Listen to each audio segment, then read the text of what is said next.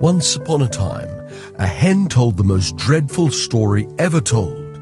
It was so terrible, it made the other hen's feathers stand on end. It's quite true. But let's start at the beginning. One evening, a white-feathered hen was grooming herself and plucked a tiny loose feather out. "The more I pluck, the prettier I'll get," she joked, for she was a jolly hen. And then she fluffed up the rest of her feathers, settled down on her perch, and fell fast asleep. But one hen who sat nearby overheard her. She was a rather stupid and noisy bird, and she thought that the little hen was serious. Hopping off her perch, she went and clucked the news to the other hens. It was the juiciest gossip she'd heard all week. "Did you hear that?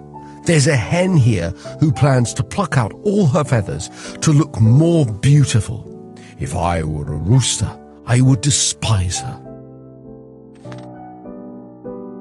Above the hen house was an ancient oak tree. Inside it lived a family of sharp-eared owls who heard every word that the foolish hen had said. They rolled their big round owl eyes in horror.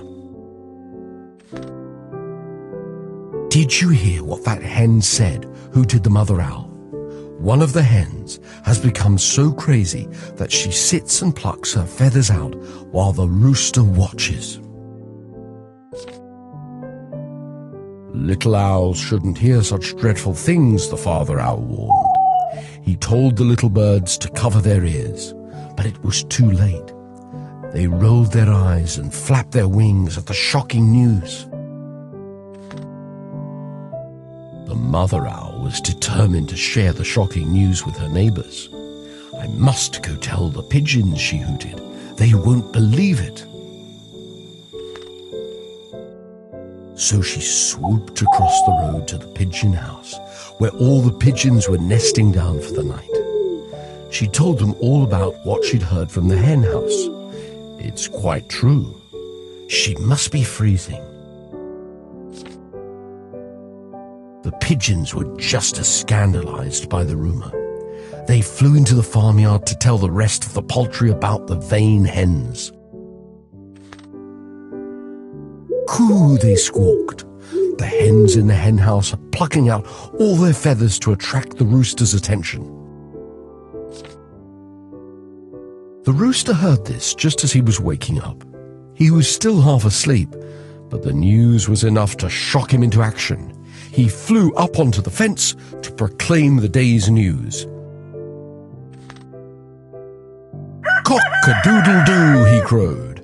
3 hens have died of a broken heart, all for the sake of a rooster. They've plucked all their feathers out. What a dreadful tale." He crowed so loud that a family of bats overheard him. They swung down from the belfry and began their own broadcast. "Tell it everywhere," they shrieked. The hens clucked and the owls hooted, the pigeons cooed and the rooster squawked. The whole farmyard echoed with the scandal of the vain, feather-plucking hens. And the story was carried from hen house to hen house, from farm to farm, right across the country. He'd finally arrived back at the very same place it had started.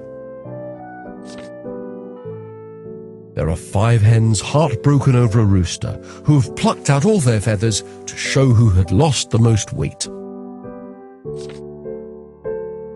Then they pecked one another to death to the shame of their families. What vain and silly birds they are.